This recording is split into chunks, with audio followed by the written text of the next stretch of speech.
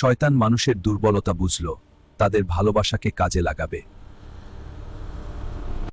তোমরা তো তাদের এত ভালোবাসো, কেন ভুলে যাবে? হ্যাঁ, আমরা ভুলতে চাই না। একটা কাজ করো, তাদের ছবি বানাও, মূর্তি বানাও।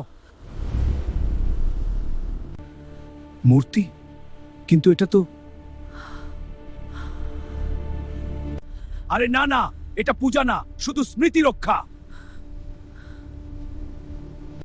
যখন মূর্তি দেখবে তাদের কথা মনে পড়বে, তাদের মতো ভালো হতে চাইবে। এটা তো ভালো আইডিয়া মনে হচ্ছে। এটা তো ভালো আইডিয়া মনে হচ্ছে। পাথর দিয়ে বানাও, কাঠ দিয়ে বানাও, মসজিদে রাখো, ঘরে রাখো। আমরা তো আল্লাহরই ইবাদত করব, মূর্তি শুধু স্মরণ করার জন্য। মানুষ ভাবল এটা ভালো কাজ, কিন্তু এটাই ছিল শয়তানের প্রথম ফাঁদ।